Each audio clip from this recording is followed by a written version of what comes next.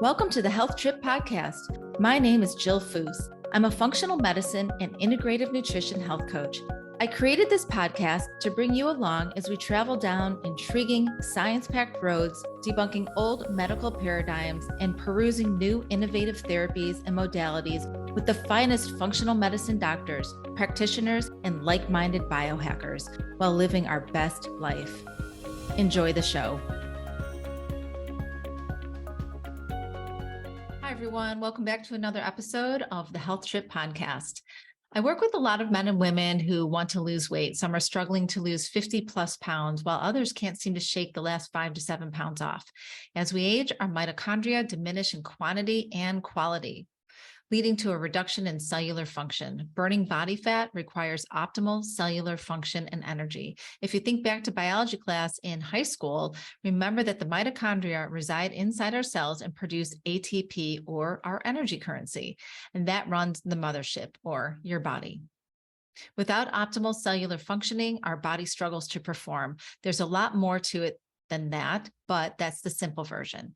Other factors that influence our inability to efficiently burn body fat are poor diet, sedentary lifestyle, stress, poor sleep, toxins, and genetics. Genetics plays a really big role, which is why I include specific genetic panels in my coaching program. Some people are genetically wired to be fat, affecting appetite control, metabolism, food cravings, body fat distribution, and more.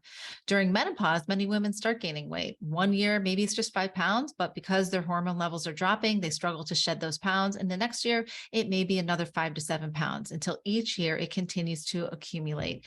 20 or 40 pounds later, postmenopausal women are overweight, fatigued, stressed, not sleeping as well, and their lipid profiles and metabolic biomarkers change for the worse. They may become insulin resistant as a result. This chronic condition will lead to prediabetes, type 2 diabetes, cardiovascular disease, dementia, bone density, and more. Bone density loss, sorry about that. But then there's the obesity epidemic. You can view the stats on the cdc.gov website, but here's a snippet. From 2017 to 2020, nearly 42% of the US population were obese. I'm sure it's a lot higher now, especially due to the pandemic. For children and adolescents ages 2 to 19 years old, obesity affected nearly 20% of them, or about 14 to 15 million. Staggering numbers. The first line of defense for weight loss is always lifestyle intervention and personalized supplementation. But what if you're doing everything right and you still can't shed those pounds? The next line of defense may be medical weight loss interventions.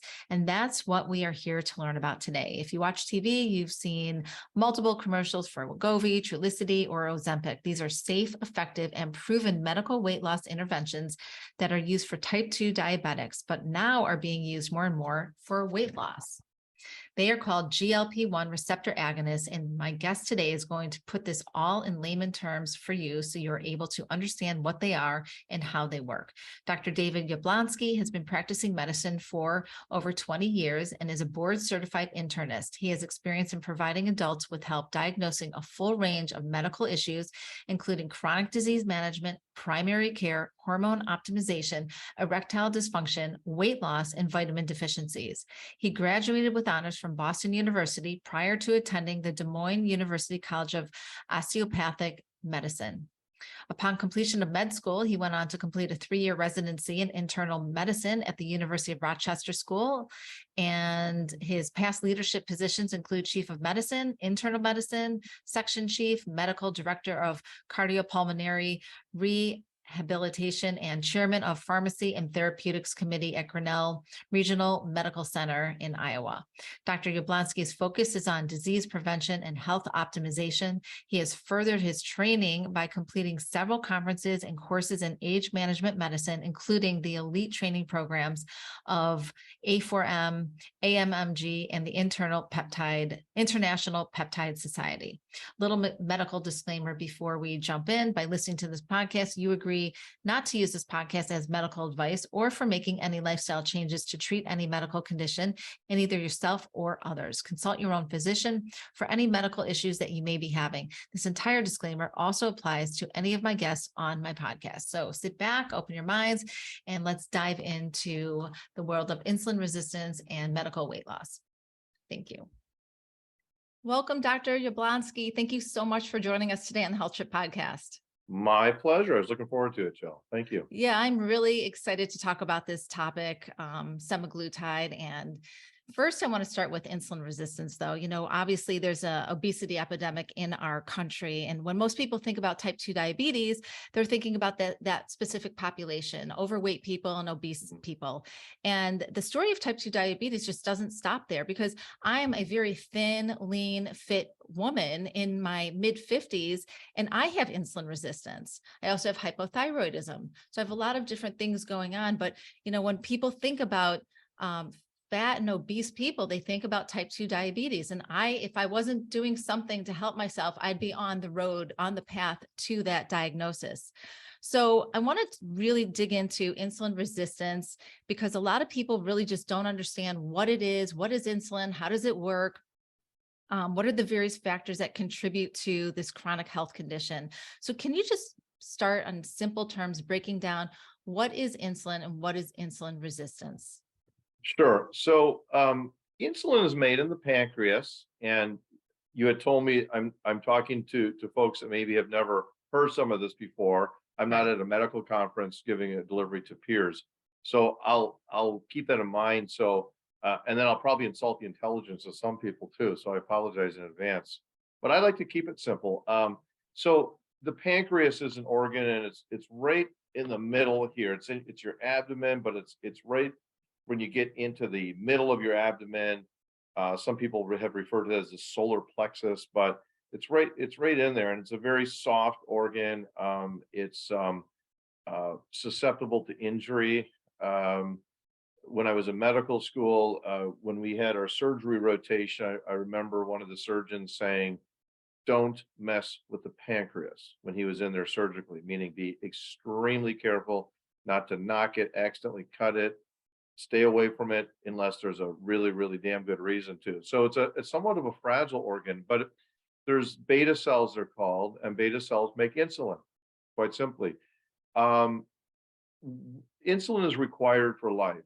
If you don't have insulin being produced or adequate amounts of it from your pancreas, that's actually called type 1 diabetes. And if those people do not take insulin, they would not be able to live. That's how important of a hormone it is. Type 2 diabetes, which is most people, are people who make insulin, but they have resistance to the insulin they make. And we'll talk, kind of unpack that a little bit more in a minute. Um, so insulin is a hormone, and it's a type of a like many of our chemicals that our body makes, and hormones in particular. It's a type of a protein.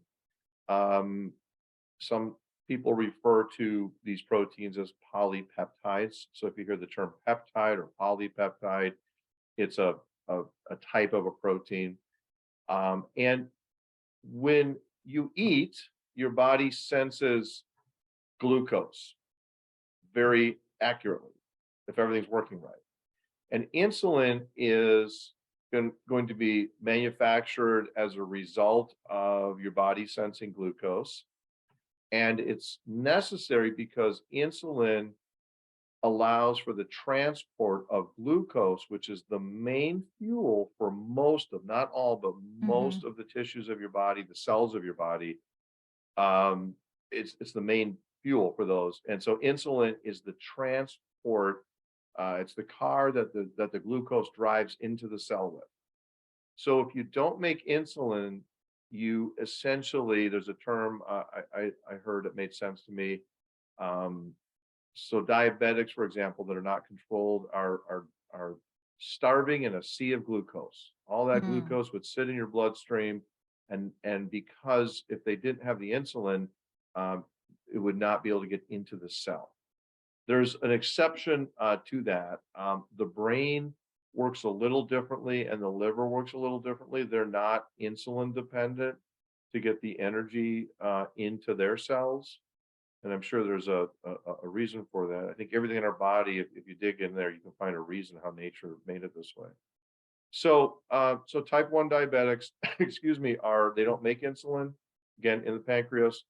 Type 2 diabetics make it, but their cells when the insulin comes to deliver that glucose to the cell, it resists it.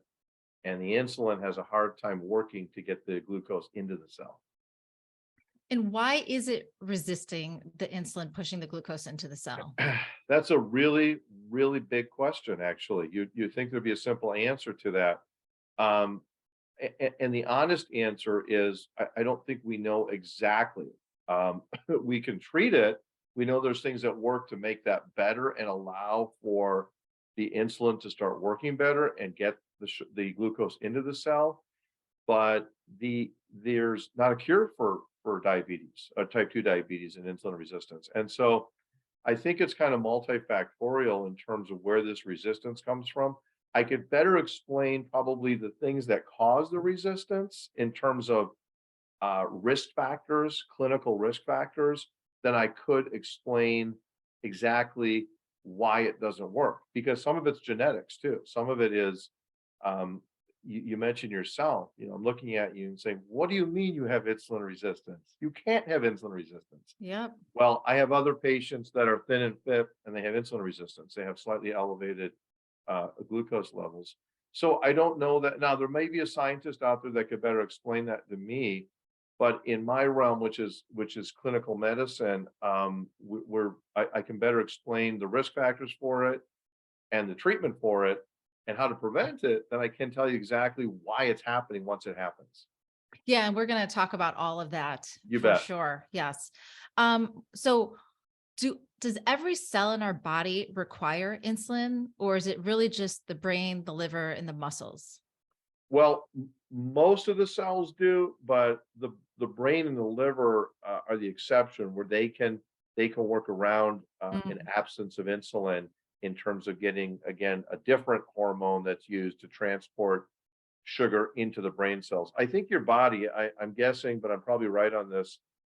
The brain is protected, right? If the brain goes down, everything goes down. And so the brain, there's like something called the blood-brain barrier. Right. There are many medications, even when they're trying to treat central nervous system diseases. One of the challenges is you take a pill and it goes into your circulation, and there's literally a barrier that is able to sense that medicine, that molecule. It's like, you're not getting up here. Right. And so that blood-brain barrier is one example of a very powerful protective mechanism that every human being has. I suspect that the idea of the brain being um, completely dependent on glucose transport by insulin is probably a defense mechanism that it can use other Mm. hormones to transport. Yeah. And the liver it uses insulin, but it doesn't have to as well. It's got some alternative transport chemicals like the brain. If you have insulin resistance, do you have type 2 diabetes Not necessarily. So, and vice versa? yeah, right. Great question. So there's a continuum. Okay. So there's the person that does not have diabetes, has no insulin resistance. Their blood sugar is perfect. Great. And then there's the other side of it where they have rip-roaring insulin resistance, bad enough where they actually meet the criteria for type 2 diabetes and maybe uncontrolled type 2 diabetes. So there's the continuum. The continuum is you start out normal, but at some point, your cells, for whatever reason, not exactly sure why, start to have a little bit of resistance toward the insulin. So it's not that the insulin doesn't work at all. It's not all or nothing. It may be that it doesn't work as well as it should. That may be like your case, where you're not a diabetic, but you could have something called pre-diabetes, Mm-hmm. and your blood sugar on average runs just a little higher than it should Mm-hmm. because your cells are, I'm guessing in your case, slightly resistant to the insulin. Mm-hmm. As that process continues, or if it continues, and most of the time, it's going to continue in people with maybe some bad lifestyle choices, then that resistance gets worse and worse to the point where you're now physically getting ill because your body is not getting enough of the insulin effect to get the glucose into your cells. And interestingly, one of the things that your body might do early on in type 2 diabetes is it may try to compensate by making more insulin. And as it turns out, too much insulin is bad for your body too. I was just going to ask you, Yeah. so will the body, the pancreas be signaled to pump out even more insulin as a result of this? Because it's thinking, oh, well, I don't have enough. Maybe I need more to Yes. handle all the glucose that's floating around in the bloodstream. Yeah, that's exactly right. And there is this phenomenon known of pancreas burnout, beta cell burnout. Mm. And some of the medicines we use initially to treat type 2 diabetics ultimately can cause burnout of those beta cells, which is why there's been so many new medicines that have come into the market. The old medicines that we used to use, it was better than nothing, but at some point, the pancreas can burn out and not be able to keep up with that, making up for the insulin resistance by just making more insulin. Some of these chemical reactions, I mean, if you think of you've got a cell and you've got the insulin that's supposed to be, driving the glucose in, but it's getting resisted. If you flood it with enough insulin, it's going to start to get through. But at some point, you run out of the flood of insulin, and now you're in big trouble. And so what's the biggest danger to having the high levels of blood glucose in your bloodstream? So higher levels of blood glucose are associated with mostly vascular damage. So particularly the smaller blood vessels, but the arteries. Okay, so remember that there's two types of blood vessels. There's arteries and veins. The arteries are the vessel that are delivering blood to your cells, oxygenated blood to your cells, and then pulling off at some point through the process. Let me back up. So it's delivering all the oxygen to the cells, and as it makes its way through your circulation, then it's like it takes a new direction, and now it's got to get back up to the heart, and that becomes veins. That's the venous system. It's the blood that doesn't have oxygen in it because it's already dumped it off, and now it picks up carbon dioxide. That's the waste product in the cells, and it delivers it to the lungs. That when you exhale carbon dioxide, you inhale oxygen, you exhale carbon dioxide. It's an elaborate system. Yeah. Yes, it is. Yeah, it Yeah. is. Yeah. So back to your question, I'm sorry. So the damage can initially, by having sustained high glucose, can cause oxidative damage to the lining of these blood vessels. And that can cause the blood vessels over time to get atherosclerosis. Some older people, they might say, "You mean hardening of the arteries?" I'm like, "Yeah, that's kind of a good way to describe it." But it's that the sort of cholesterol-based plaques that can develop in these small arteries, and blood flow doesn't get delivered where it should.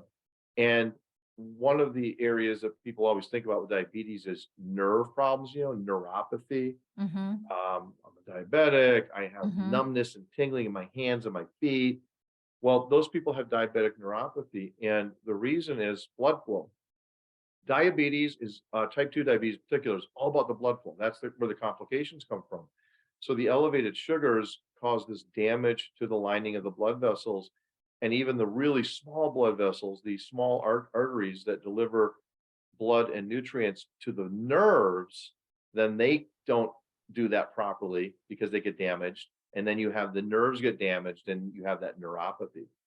But it's the same process for the eyes, retinopathy, the same process that occurs in the kidneys called nephropathy. And then, of course, you always hear about, I had a neighbor whose grandma had her toes cut off, amputated because of her diabetes, or her foot. All of that happens ultimately because of uncontrolled high blood sugars from diabetes and blood flow problems, vascular damage. So people think when a lot of people call insulin the fat storage hormone. So what's that mechanism that's happening, stimulating that fat storage? Right. That's the other thing insulin does is it's a very potent. It does a couple of things. It like I said, it drives the glucose into the cells, and it also promotes storage of sugar in the liver into glycogen. Mhm. That's like a storage form of sugar, backup system. But once that's all filled up, it'll take any extra glucose and convert it into triglycerides, which get stored in fat cells. It literally can make you fat. So it's really ironic, Jill, because and more so years ago when all we had to treat any diabetes was insulin. Now that's before my time even. I've been doing this Right. 21, 22 years. So this predates my entry into medicine, but insulin was it. And so what it would do is it would get the sugars down, but it also causes fat storage. And fat storage and being overweight and having too much fat causes insulin resistance. Horrible cycle, right? Horrible cycle. And so luckily we do have better medications now. I know we'll talk a little bit about that down the road here, but luckily we have better ways of dealing with that. But the reason so most of us only put type 2 diabetics on insulin as a last resort because we know it's going to cause fat storage. Mm. Yeah, it's so the answer to this is not so much what I have to offer, it's what you have to offer. You're trying to Right. The you gotta lifestyle you gotta keep interventions. people from ever needing me. See? Absolutely. Right. Yeah. And in my opening for the podcast, I talk about menopause a lot because obviously that's my life right now. And that's the population that I work with. But, Right. During menopause, especially if you're not taking, excuse me, any bioidentical hormone replacement therapy, which I'm a huge fan of, Hmm. a lot of women start gaining weight, especially around their Yeah. midsection. And, 1 year you might put on 5 pounds and think, all right, I'll deal with it. And then you can't deal with it. It's not coming off. And then the next year, maybe it's 7 pounds. And all of a sudden, you're at like 15, 20 pounds 3 years later. And Hmm. this is why there's that connection between postmenopausal women and increased risk of cardiovascular disease, which is the number Sure. one killer for women. It is just like men. People always think it's only men that are keeling over of heart attacks. It's women Right. just as much. It's the number one cause of death in women too. Yeah. Yeah. Women really struggle once they go through menopause in terms of the weight. And I hear this story all the time, and they're not lying. It's absolutely true. Um, they'll tell me, I'm gaining weight. I'm a year or two postmenopausal. I'm doing nothing different than I did 2 years ago. Right. So meaning I still exercise. Right. I still monitor my weight. I still eat healthy. I don't drink too much alcohol, or I don't drink at all. Right. And I'm like, I know, I get it. I said, all of that worked for you then. It's not going to work for you now Right. because the hormonal complexities of women and the changes seem to do something in their metabolism where they gain weight easier, they gain Right. fat easier. And with that, then we'll see more type 2 diabetic females as they get older. Right. They have to, and men, both sexes over time, we tend to gain weight more easily. So it's really pronounced in women, but men, it happens to as well. The differences I see is men in their later middle ages. Let's compare a postmenopausal woman let's just take her at 50 and her husband who's 50 or a friend who's 50, whatever. And they both go on the same diet. He'll lose weight a lot quicker. It's so unfair. I hear that all the time. And All the I time. I warn people, especially if I have couples that we're trying to get on diet, I'm like, it's going to be easier for him than you, but it's not Right. impossible. It's not impossible for the woman. It's more difficult. You're much more hormonally complex, way more. Yes. Yes. Absolutely. Yeah. All right. Let's dig into some of those factors that contribute to our cells becoming resistant to insulin. Some more of the lifestyle components here. How are people getting there? Yeah. Obviously there's that genetic component, which I obviously have. I Right. actually test genetics for a lot of my clients because I can see if they're going to be more predisposed to insulin resistant. I feel like sometimes when they see results in a test, it helps them pivot their lifestyle in a different, more healthy direction. So I like to gather a lot of data for them. Yeah. So there's Yeah. that genetics component, there's the hormonal component. There's, a lot of people who have hypothyroidism have insulin resistance like myself. But then there's, belly fat, for example. Yeah. Right. And how do people get to that point? So what are some of the things that you've been seeing that are driving this? It's such a gradual process. Yeah. And so you had kind of already said earlier that you gain weight. You don't suddenly wake up and you're 50 pounds overweight. It happens a few pounds at a time. In fact, it happens very slowly. But if you put on I always tell patients, I'm like, look, if you put on a pound a month, that pound you're not going to notice in month 2, 3, maybe depending on their stature and their height. But Right. 12 pounds a year might not even sound like a lot. 5 years comes quickly. Now you got 60 extra pounds. Now we're talking some real weight. Now we're talking obesity, well into it. And if you're shorter, it could be even morbid obesity. So the first thing is to get, I think people, what I do is really kind of get that concept down of you've got to be your own advocate. You've got to kind of monitor yourself and you've got to care about that pound or two because it starts that way. I joke a little bit, but I'm also being completely truthful. Like vanity is we have it for a reason. It's a protective mechanism. I Right. mean, if you don't care how you look or what your weight is or how your clothes fit or how you're perceived, then you could be in danger. I know those patients. Oftentimes there's mental illness with it. There might be severe depression. So to me, it's always a tip off that I better find out how they're doing psychologically Yeah. because it's not really a normal human state. So we have to stop beating ourselves up, I think, for being vain. You know, we use vain, the word vain is like it's a bad thing, it's a negative term. So I'm a big proponent of vanity to a certain point. It can be perverse the other Right. direction. Right.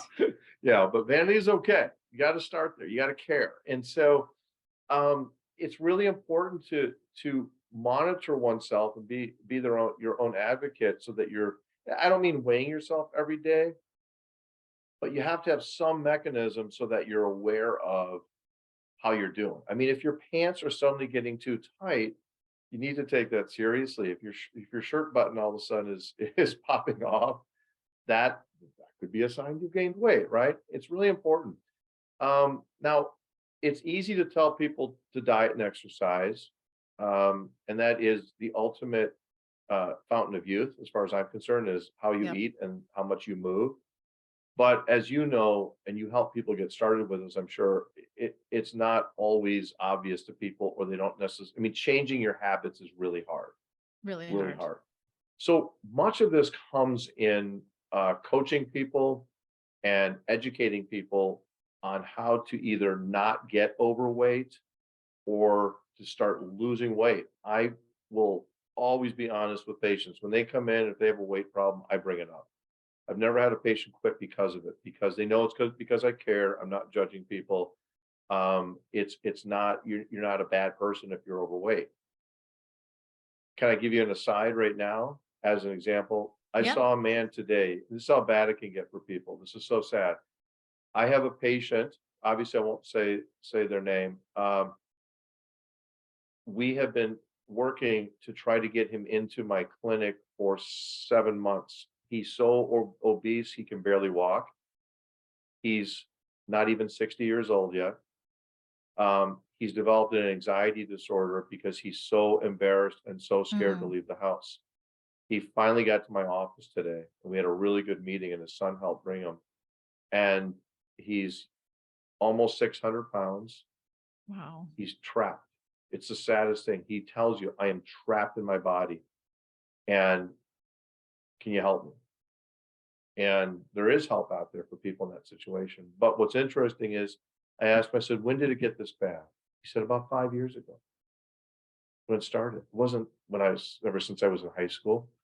5 years ago, he got so big, he wasn't able to move anymore.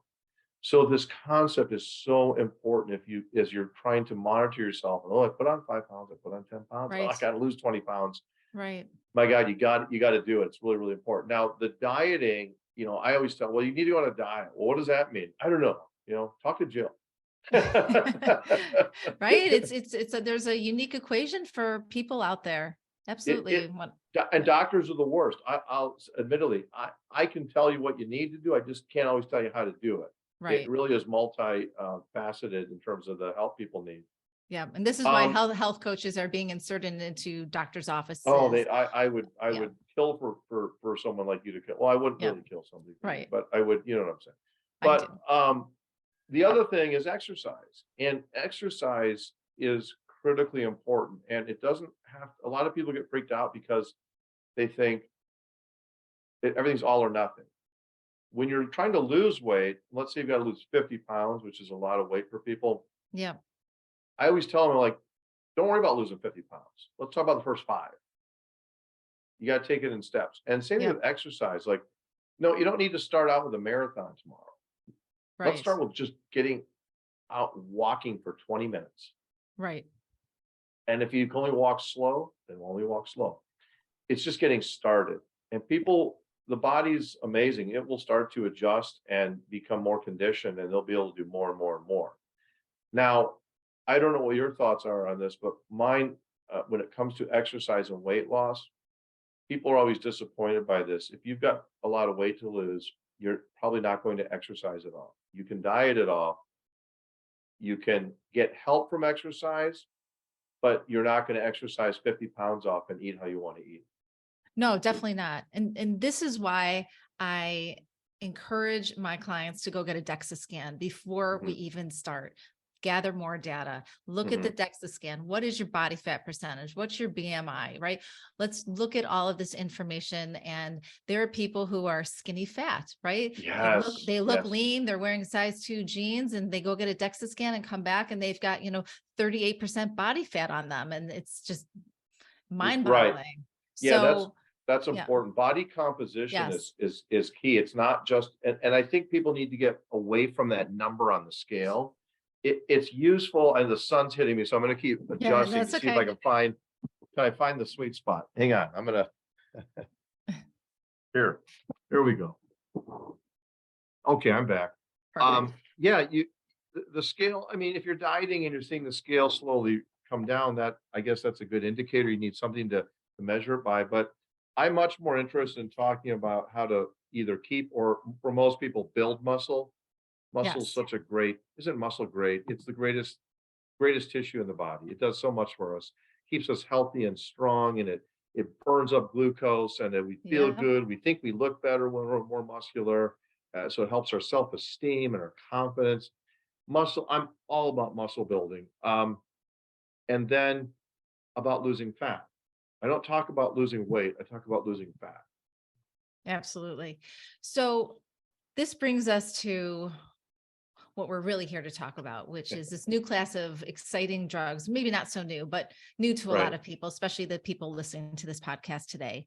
And we've talked about the diet and the lifestyle. We've talked about, slowly gaining weight and touched on a lot of these different things. And when someone gets all of that in order and everything's going well and they still can't lose weight, it's still Right. not working.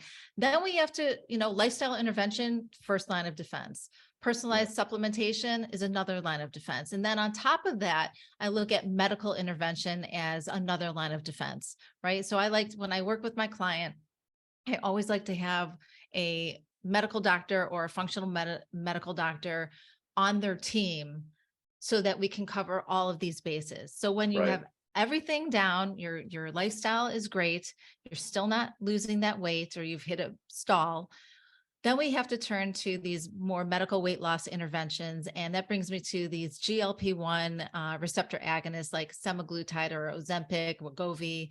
And I personally use semaglutide now, and it is the only thing, these once a week injections is the only thing that has helped me lower my blood glucose levels and reverse my insulin resistance. And I've been on it Okay. now for 5 months, and it was rough in the beginning, and we'll talk about why it's so rough. Right. Can be. Yeah. Yeah. Yeah. But I want you know so much about this class of drugs. I really want to have you explain what these are and how they work. Yeah. Yeah. It's an exciting time. Semaglutide, which is, as you mentioned, it's, if it's used for weight loss, it's commercially called Wegovy, and if it's used for diabetes, it's called Ozempic. And there's these commercials on TV that have just been pounding, people with Yeah. Ozempic commercials, and they're really annoying commercials, which is why people remember them. So that type of medicine, but semaglutide and that class of medicine has been around for years. I almost think we may be pushing 10 years now, where it's been out. It went from this new class of medicines where, it comes out and we're all in diabetes going, huh, interesting, maybe. And it's made its way into becoming one of the first line of medicines for type 2 diabetes. And I'm an internist, so I treat a lot of diabetics, but my endocrinology colleagues who get even deeper in the weeds on this are also going to tell you it's one of the first line treatments for type 2 diabetes because there's data on it now.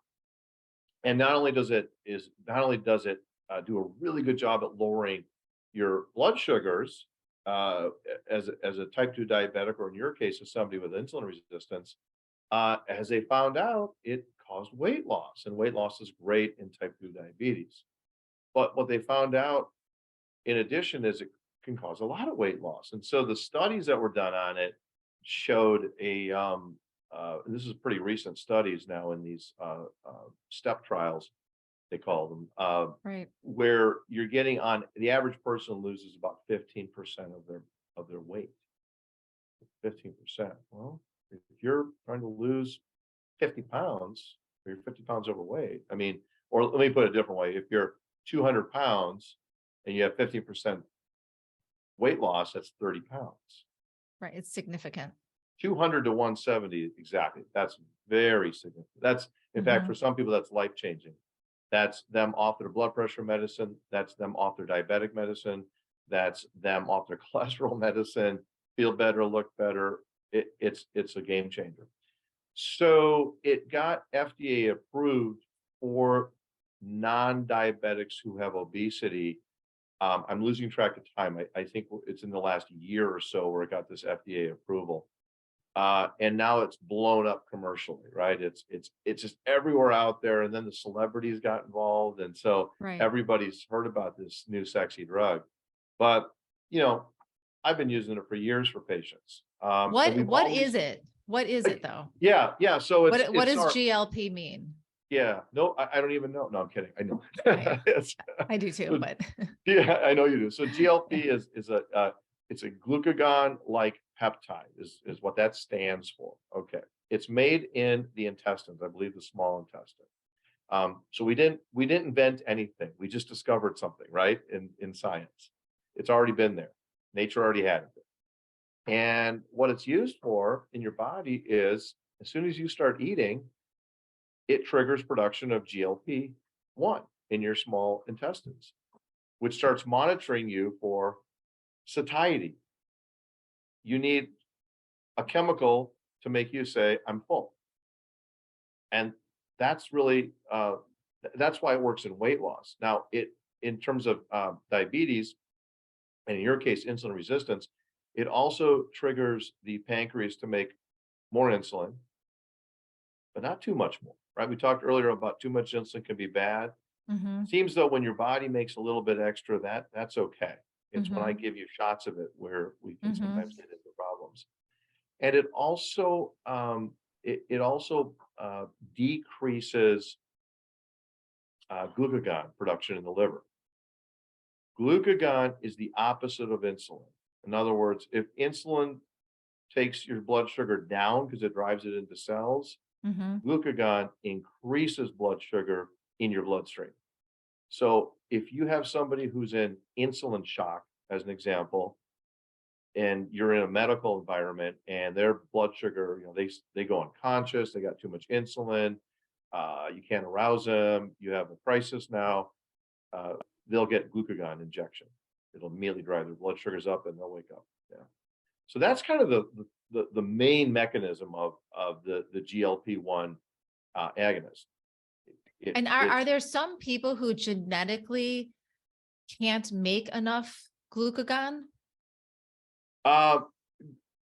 Glucagon, I'm not aware I mean, the answer is probably always going to be, could be, because there's probably these exceptions, but I'm not aware of anything as far as on the glucagon. I was just wondering, like, if there is if the way that the body is triggered to produce glucagon, Yeah. um, or GLP-1, does that break, that mechanism ever break down and not work properly? Okay. And why And is that? you meant maybe, are there people that don't make enough GLP-1?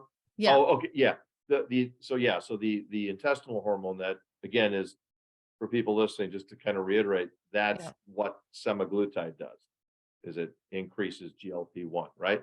So, well, my answer is I'm not sure, but I suspect, like, because people are so different, right? Why is one person, they can eat a normal amount, they say, I'm Right. full, I'm great, and their body weight's perfect, they stay that weight, indefinitely. And then other people just, it's like, oh my God, I can't believe what they just ate, and they're still eating. And then are Right. you full? They're like, I guess I am, but it's just so good, I'll keep eating. I think it's more complex in that case than the GLP. I suspect, though, there are people that maybe don't make enough or don't respond to it in the brain Mm-hmm. the way they should, Mm-hmm. but there are other hormones involved and other behaviors in the human brain involved that make people eat. People that get overweight and obese ate too much. It's ultimately, Right. if you're putting on fat, it's storage of excess calories. Now, there may be all sorts of complex reasons why they got there and why they're Right. predisposed to that. But at the end of the day, there's something in some people that probably they don't get the trigger and they keep eating. All the way to the point where there are people that have true addiction to food. Right. Eating food so pleasurable, it gives you it's similar to cocaine and heroin in the brain in terms of that immediate gratification, even if Right. they feel horribly guilty afterwards. Right. And we've all been there. I'm not a food addict, but I understand how you could be, because I've eaten beyond the point of full because it was just that good. Right. Right. So I think it's complicated, but I also like to keep it simple for people, because at the end of the day, if you think you're fat and there's too much fat on your body, there was a process that brought it there, and there's a reverse process that can get rid of it. Yes, absolutely. Yeah. So semaglutide, let's just use that one as an example. There are other ones, but let's just use semaglutide because Sure. that's the one I know so well. When you start taking it, these are self-injections once a week, and you Right. start on a very small dose, Correct. and then you titrate up or you increase the dose as Correct. time goes on. Right. And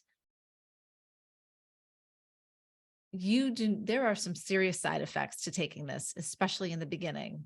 So did you have them? Sounds Oh like you had yeah. them. Oh yeah. Yeah. So some of these side effects are game changers for people to stay on it. There's a pretty substantial or significant dropout rate because Mhm. people can't get through these symptoms, which include nausea, fatigue, um, what are some other Could be big ones? diarrhea for some people. Yeah, constipation. That Uh-huh. was the one I had. So diarrhea or constipation, and you feel like you cannot eat anymore. You can't believe that you're eating such a small amount and you feel so full. Right.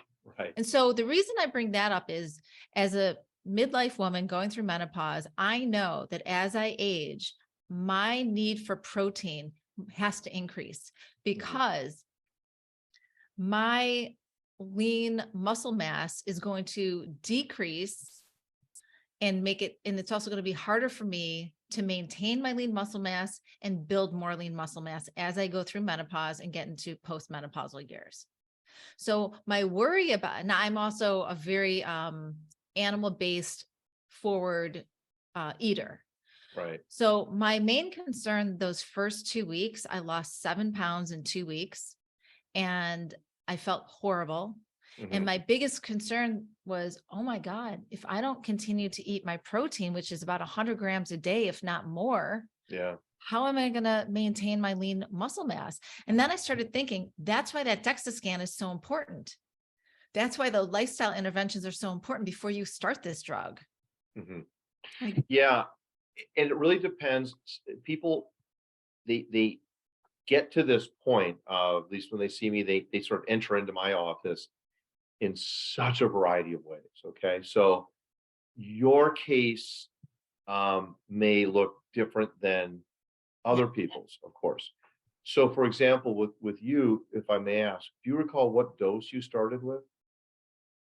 Oh my goodness. And it might, I know I'm putting you on the spot. It could be like Point, 0.25 no, milligrams. it was like 0.125, maybe. It was like half. I started really Half the small, starting dose. half the starting Okay, dose. so you started, because the key, of course, is we do start at a very low dose, Yeah, and each month we increase it up until, for right, people that are really dealing with obesity, clearly not you, then we increase it up to 2.4 milligrams for weight loss. right. So you started out really, really small. And here's what's interesting. So everything you said is true. How many people experience it is what's so variable. So your case ends up being a little more extreme to the negative, because on a small dose, you felt so horrible and you lost weight right away. Right away. Right. Many of the people I deal with will have just mild nausea, possibly some mild diarrhea. They'll notice they're full faster, Mm-hmm. but they don't drop that kind of weight right away. It's not until we Mm, get them to the later doses. mm, And maybe because you started out, you went on it, you're for insulin resistance. mm-hmm. I don't know what your body fat percent was. I'm guessing it was relatively low. Yeah, I'm around Yeah, 18-19%. yeah, that's, I mean, for a woman, that's really, really good. Really, yeah. Yeah, really good. So it may just be that because you started out pretty lean, but you had that insulin resistance that you were battling, you Yeah. may have had maybe a harder response to it than others. Now, there are people that are so sick from their obesity Mm-hmm. that they may be more willing to put up with some of those side effects if they do get Mm-hmm. them as bad as you had them, because they know it's temporary. And there's that thing at the end they want to get to, which is weight loss and blood sugars down and maybe no diabetes. Right. But we counsel people on it, and I don't want to scare people away from it, but it is Right. true. It can cause diarrhea, it can cause nausea, some people vomiting.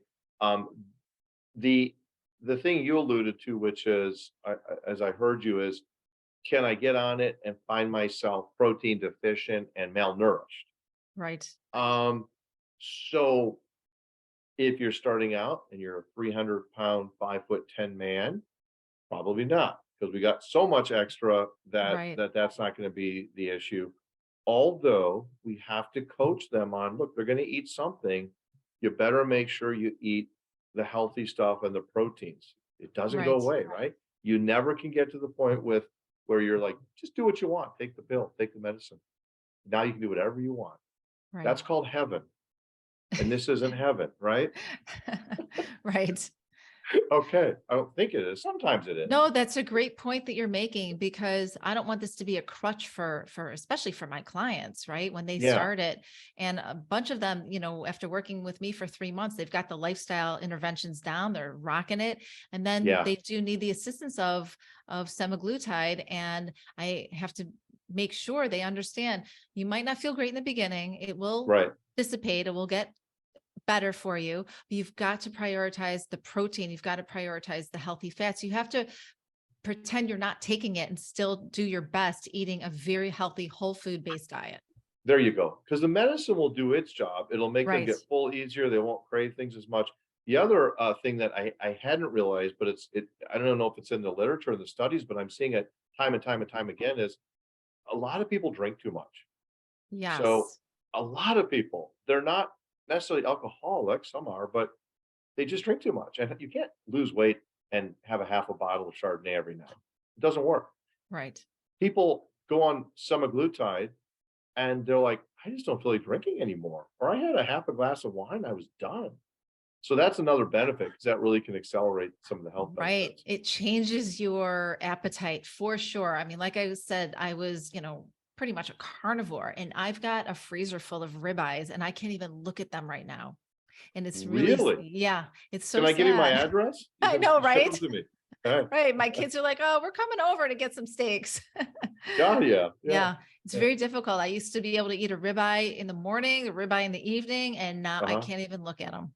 What is your primary protein source now that you're I've been eating a lot of chicken, which I hated before. on? Right. But that's what I can handle right now. And I've got to Right, prioritize my protein and I work on it. And I'm very mindful about it. So I do whatever I sure, can. I went sure. back to tuna fish. I haven't had tuna fish since I was pregnant. I actually feel like my Yeah, cravings are very much like when I was pregnant. that's really interesting. But at least Yeah. it's all good, healthy stuff. I mean, Right. it's Right. leading in the right direction. Right. Now, it's funny because see, you have your journey and your story, and Right. I I have another patient on semaglutide. He's a character. He needed to lose 20 pounds. He's a really, relatively big guy, 6'3". So 20 pounds wasn't a lot, but he was divorced a couple of years ago and he's back on the dating scene. So he's got to get rid of Hmm. that gut, right? Right. All the vanity really comes back. So, but we got him on semaglutide.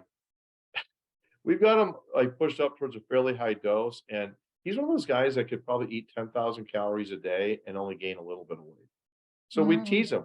I'm like, Mark, what did you eat today? And he goes into this list. Like, that is mind-boggling. Are you having any nausea? He's like, no, no, no nausea. Had a little diarrhea earlier on, but it's okay. I'm fine now. I've got a big dinner I'm going to tonight. I'm like, so you're still losing weight, but your capacity to eat is The not like same. most people. So Yeah. so it works for him, and he's just doesn't get the symptoms really. He had a little bit in the beginning, very minor, Yeah. and then it just was gone, and I've got everything in between. I have some people that never had any symptoms, which is shocking. No nausea, nothing. So we have to warn everybody. I think it's safe to say most people will have a little bit of nausea and they'll be kind of like, that's really weird. I don't feel hungry right now. Why is that? I'm used to being hungry. Right. So then we know it's working. Yeah. Right. It definitely helps my clients not snack, right? They're Yeah. they're they're really nailing their meal goals and getting it in, even though it looks smaller when you're on semaglutide, but they're not snacking. The cravings have gone away. They're feeling fuller for longer because as we know, semaglutide slows down that gastric emptying. Exactly. Right. So yeah, Right. it's an amazing drug. And I want to say, and I want you to, chime in with your thoughts on this or your expertise on this. It doesn't affect your hormones. There's nothing, is there anything negative, bad, or dangerous about this? Because everything I've read, Mhm. it's all positive. So it's yeah, and the list of positives is way longer than the list of negatives. It's gotten so big in the press. I've read some little on some of these little medical journal things that they're not, it's not like the New England Journal of Medicine, but these medical publications, and they're every day they've got a new sort of headline, and Hmm. some of it it's interesting to read. It's a little bit like the National Enquirer of Hmm. medicine, but I kind of check in on it because then I know what my patients are reading. So the controversy stirred. Right now, there are doctors out there that are being quoted. They're like, this is horrible. This is being abused. This is meant for people with diabetes and obesity. And now, Mrs. Smith can't get her semaglutide because the supply's not there, and now she's going to die of her diabetes. I am just rolling my eyes when I read this stuff. This drug is very safe. It causes some side effects in some people temporarily. Hmm. There are, like anything else, a couple of contraindications. If you're somebody that has a pancreas problem or you've had pancreatitis in the past, Hmm. it might not be the right drug for you. It's considered contraindicated in patients who have a strong family history or a personal history of thyroid cancer. There apparently are some GLP cells in the thyroid as well, and it can trigger that, and it could cause thyroid cancer. There was an article that came out recently saying, hey, it used to be just medullary thyroid cancer. It's a certain subtype of thyroid cancer, a little more rare. Article came out recently saying thyroid cancer in general. And the way it put the article, it was like, careful, semaglutide can cause thyroid cancer. Can it? Right. Yeah, it can. It can. You can die in a car accident today too. It's rare. It doesn't happen often. We don't put thyroid cancer patients on it. We don't need to look for trouble here. But be careful to your listeners what you're going to read, because you're going to see some doctors with real credentials talk about how this drug's being abused and misused. And there's still this mindset in medicine where it's like, hey, look, when you're sick and fat, then come back, we'll put you on some really good medicines. Hey, wait a minute. What about if you prevent that? What about if I am just a few pounds overweight right now? What if I can't lose that? What if I'm slowly gaining weight? What if my doctor said now I have insulin resistance? You're going to keep telling me don't worry about it till I'm sick with type 2 diabetes and I meet clinical criteria for obesity? Right. That to me doesn't sound like a very good plan either. So I'm critical of my colleagues that maybe come from that perspective. And also, there has been a supply shortage with this because it has become so popular. Yeah. Oh no, we have I'm going to be really sarcastic. We have a country with almost 40% obesity right now. Yeah. And now I've got my colleagues criticizing people because we're now using something that treats this too well. Right. And now there's none left over for the people that really need it. Who decides who really needs it? I mean, we're not, people aren't dying in the streets because people are using it to lose weight. There's plenty of ways to treat diabetes. This is a wonderful tool for diabetes and insulin resistance people and people that have weight loss issues. And there are people that have tried everything and they do struggle with weight loss. There's many doctors that call this a chronic condition, a chronic disease. So, I mean, if you get diabetes, I'll put you on medicine. If you have high blood pressure, I'll put you on medicine. Why can't I put you on medicine that will take you from being fat to being unfat? So is this for life? If you start this, is this forever? And good question. And really what if you go off it? Do you gain the weight back? Some people do. Some people do. So this is where you come in, Jill, because people, and this is again this thing we've got to tell people up front. You can't get away from lifestyle changes. Hopefully, when you're on a medicine that forces you to change the way you eat and how much you eat, you would think that would be the ultimate behavior modification, and your brain would start to think that's normal. But once people go off of it, if they don't continue to make the conscious effort and eat like how they were eating on the medication, they will gain the weight back. But I think that that's a choice. Again, if you're going into this thinking it's magic, it's not. The other side of this is people say, well, what if I just stay on this drug forever? Well, I don't know. Maybe. I've had diabetics on it for almost 10 years. They're doing great. What if I'm just on it for my weight management? Maybe. What we have right now is, best I can say, is there's a 2-year study. It's the last of the STEP trials that you had mentioned earlier. And the last one that came out showed people on the higher dose, I believe 2.4 milligrams of semaglutide once a week, at 2 years sustained their weight loss with no harm. What's interesting on that study is they achieved most of their weight loss in less than a year. But that means they stayed on the medicine and for a whole nother year completely maintained it. Good news. So I don't know. This is going to be work in progress. I don't know what the end point is.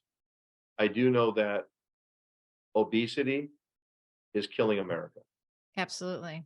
And you don't just wake up one day and get obese. You like we talked about earlier, you've got to attack this when it starts to rear its ugly head and you put on those few pounds. Right. Most people don't need a medicine. They'll lose some weight. They'll do what you tell them to do. They'll be fine. Right. It doesn't work that way for everybody.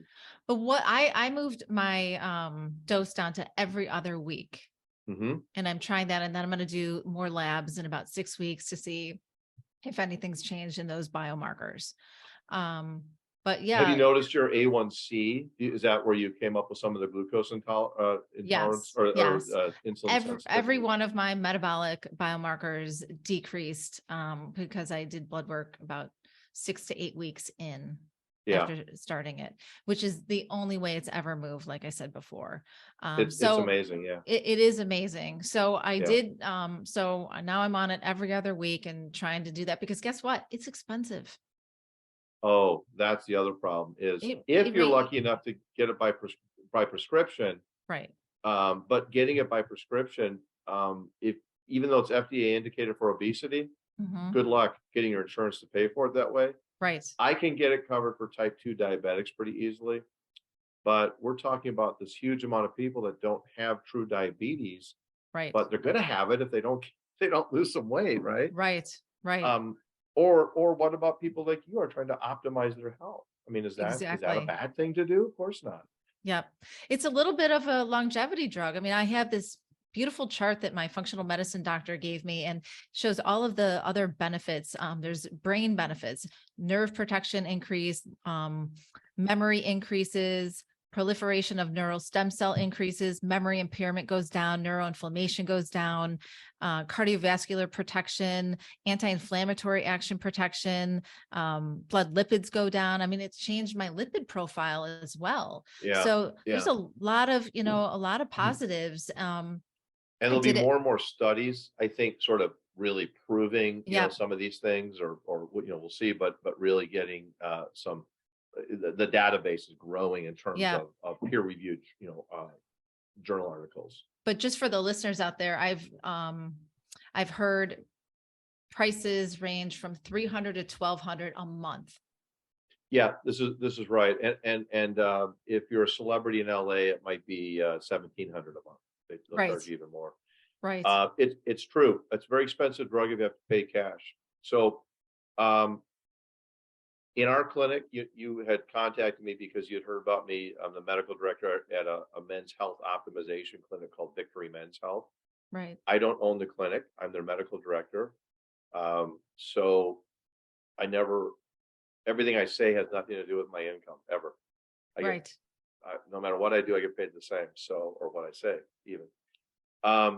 We are able to get it compounded, and another area of controversy. And we get it from a very reliable U.S. pharmacy. They're huge. They're more paranoid about getting in trouble with any compliance issues. They're as paranoid as I am, and we are at Victory. We live in a very litigious and very complex legal world in medicine right now, and I'm super paranoid about doing things that could cause me to have to answer questions to the authorities.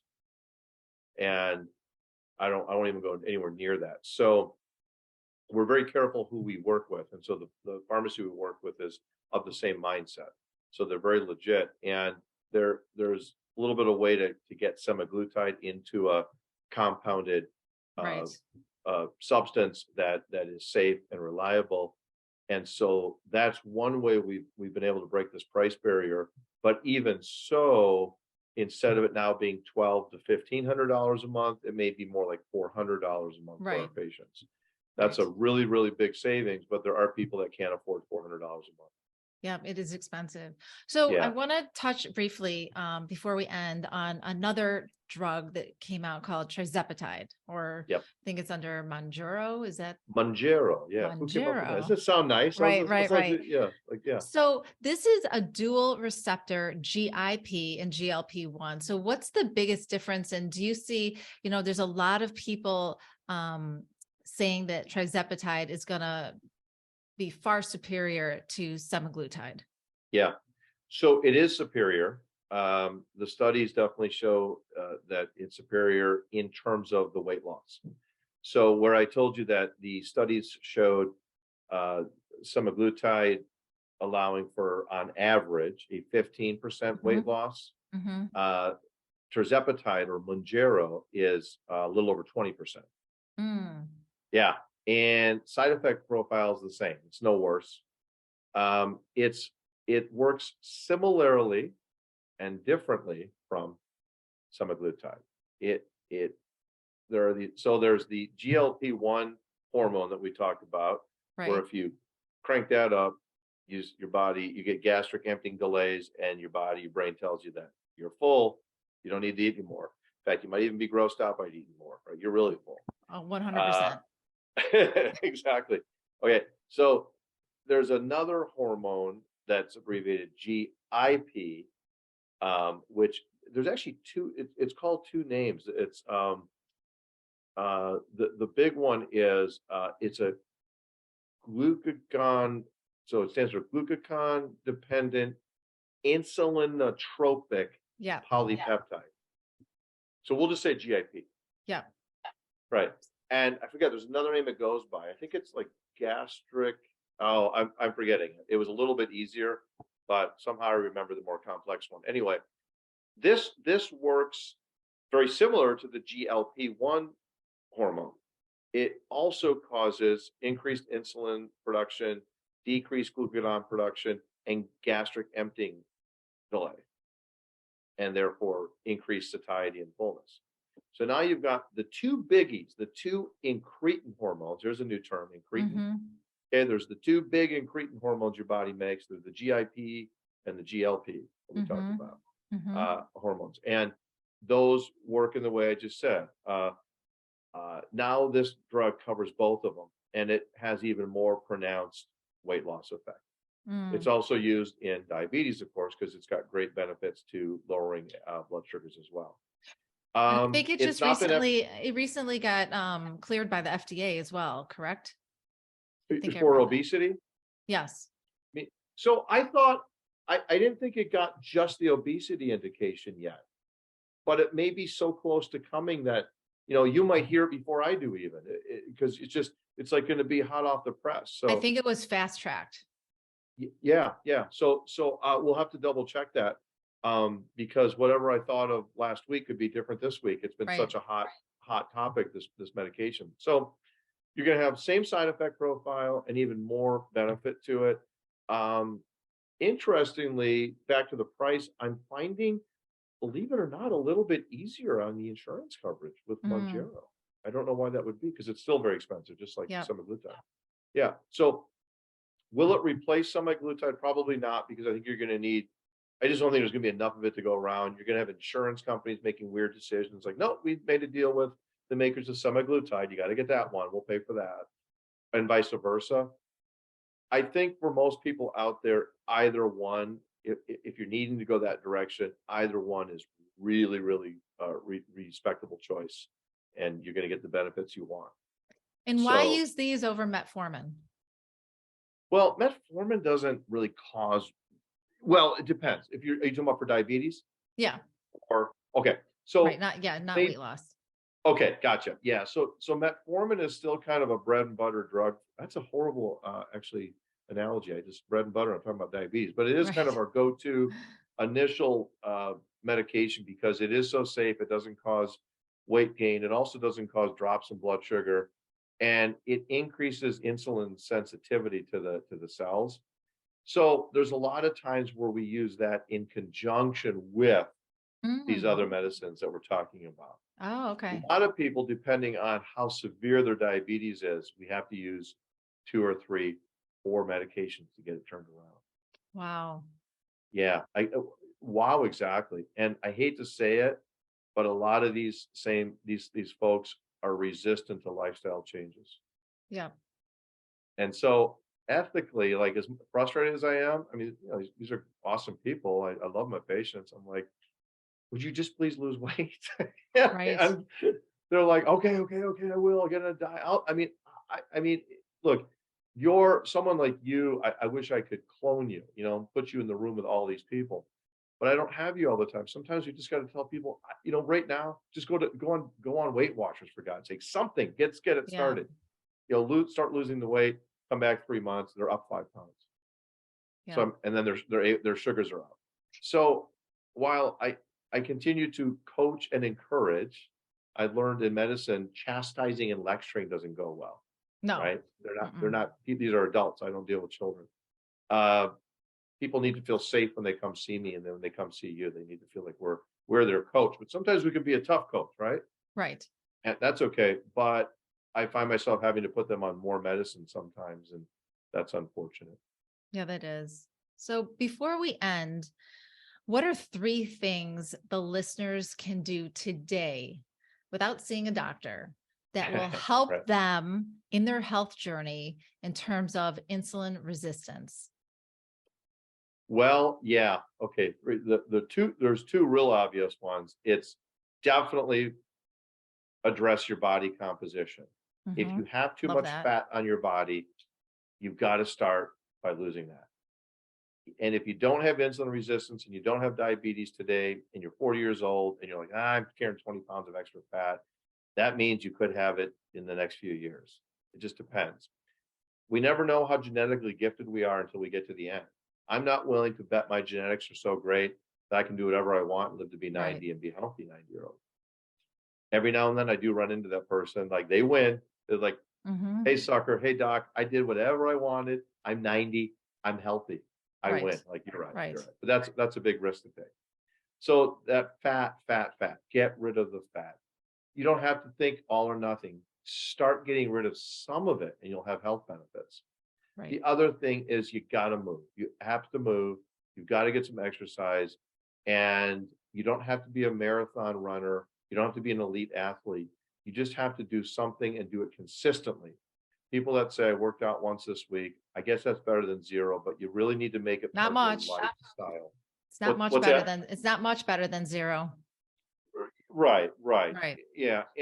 And my opinion is get resistance in. Absolutely. You've got to get things that build Number muscle. one. Right. And so that means most people I don't think get enough protein in their diet. So as they're trying to make their diet to lose fat, they're going to probably need to increase their protein intake, even if they're decreasing their carbohydrates and overall calories. Got to get that protein up. You've got to be your own advocate. You've got to look at yourself in the mirror and ask yourself, no one's going to do it for you. You've got to do it. You've got to do it. There's resources like you and me and books, and this podcast for people will be free, but you got to do it. No one's going to do it for you. Right. And then I guess thirdly, so I have a good three, 1 and 2. My third point would be to repeat 1 and 2. I like that. I guess my third one would be, but this isn't something they can do at home, would be to find a doctor like yourself or someone of that mindset who is going to be a supportive partner on their health journey versus someone who is not going to take a more active role. So I agree.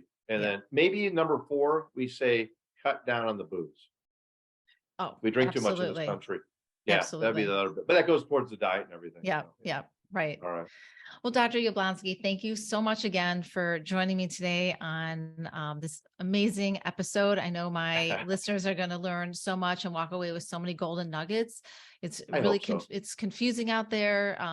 Medical literature is really tough to read for most people. So I love to bring on physicians like yourself to really help break it down and explain things more in layman terms so we can really grasp the bigger picture and then pivot our lifestyle and make a move in a positive direction. So thank you. It is my pleasure, and I can't believe it's already been an hour because it's been more than a week, because I've had so much fun talking to you about this. Thanks. So keep doing your part, though. Your part arguably is more important than what I'm doing because it's that lifestyle part. Oh, well, thank you for saying that. And I will put thank you. I will put all of your contact information in the show notes as well, because you've got some great resources over at your clinic as well. And do you work via telehealth, by the way? So I don't. I have a pretty weird setup. I work at many different places doing what I do. One of the ways I dodge the corporate medicine aspect of somebody owning me and beating me into submission where I see 40 people a day and can't help anybody is I have many part-time jobs doing what I do. That's awesome. So I travel to different clinics. Each one owns me just a little bit. So I kind of, they let me do what I want to do basically, because I'm not there enough for them to mess with me. Right. Yep. So, and so I have a clinic in my hometown of Edwardsville, Illinois. That's a little more traditional hospital owned clinic, but even that, we schedule the time we need for people. We give really good high-end care. I fight hard to keep enough time for people so that we can take care of them and I don't want a conveyor belt. I won't do it. I'll quit before I'm forced into that. I have clinics in Du Quoin, Illinois, small rural town. They support me beautifully. Same thing. I spend the time I need with some very sick people. Then I've got Victory Men's Health where I'm there and we're working on health optimization. not the sick people, but the people trying to stay not sick and stay and get better. So where should you contact me? I don't even know what you should. I wonder if you should give people my email. Maybe that's the best way. I have that, and I will definitely do that. Thank you for offering. I think that's Yeah, great because so people are always looking for someone like you. maybe if nothing else, I can guide them, and Yes, that's and wonderful. put them in the right direction. So Thank probably you. my email, that dyablonsky@sbcglobal.net. It's like I think you have, Awesome. yeah, you contact I me. have it. So that's the Yeah, one. yeah. Okay. All right. All Thank right. you so much. Thanks again. Thank Have a you. great weekend, and All right. I'm You excited to get too. this out. Bye-bye. All right. Talk down the road, Jill. Thank you. Bye-bye. Thank you for joining me. I hope you enjoyed the podcast. Lifestyle changes can be hard and overwhelming to make.